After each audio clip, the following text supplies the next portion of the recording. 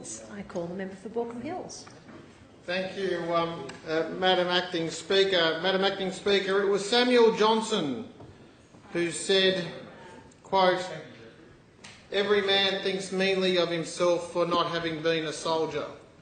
And it is in that vein, Madam Acting Speaker, that I rise tonight and address to the Parliament our matter of public importance, namely the centenary of Anzac.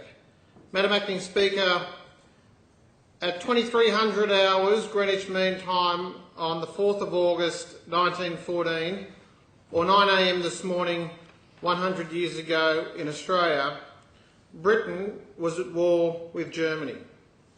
Germany failed to respond to Britain's ultimatum to grant Belgium friendly neutrality, so what would become known as the war to end all wars, and later First World War, began. When the call went out, Australia answered. 416,809 enlisted, 331,781 people served. An astounding 152,284 were wounded, 60,284 people died.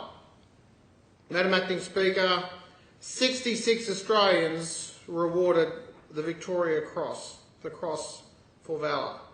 From New South Wales, over 160,000 people enlisted. 39.8% of males between the age of 18 and 44 in New South Wales enlisted, a higher proportion than any other state. In the First World War, those men fought for our values and defended the principles of Western liberal democracy. We should acknowledge their contribution and their sacrifice. Madam Acting Speaker, the onset of the Great Depression meant that the Anzac Memorial at Hyde Park was never completed.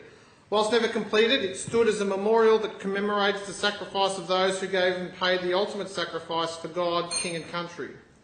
The memorial also served as a practical space and still houses the Office of Veterans Affairs here in New South Wales. Yesterday, the Premier announced a $38 million plan to redevelop the Anzac Memorial, completing the Bruce Dillett's original version of having a water cascade towards the south of the memorial. This will provide a symbol of hope for future generations. As Australians continue to give their lives in conflicts abroad, we should continue to honour those who served in the past. Madam Acting Speaker, we are not only restoring and improving the state's preeminent Anzac Memorial, but also more memorials throughout the community. The Community War Memorials Fund exists to help and protect and restore war memorials across New South Wales. This year we have provided grants across the state of Harwood, Taree, Manly, Earlwood, Wollongong, Karua, Narrabri, Holsworthy, Newtown, Bundeena, Moore Park, Leichhardt, Rose Bay and Kiama.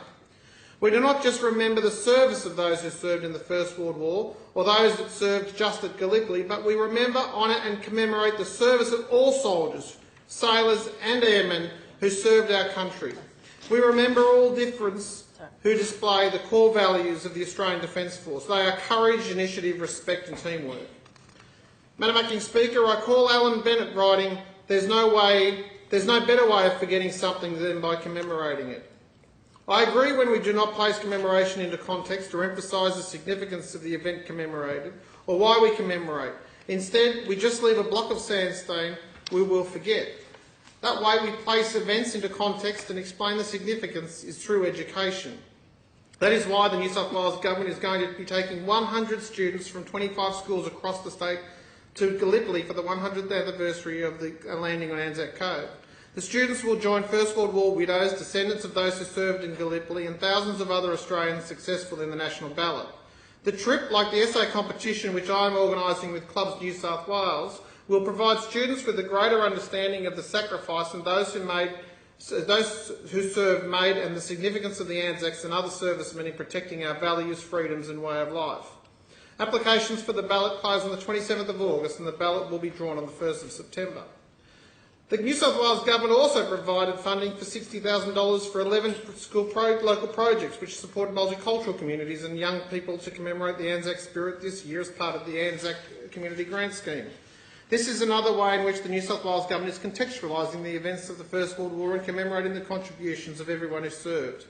Over 1,000 Indians served at Gallipoli and a very high proportion of Jews also served. Initiatives such as the Community Grant Scheme and the Joining Forces Initiative, which was announced in December last year, is promoting migrant communities to get involved in the commemorations.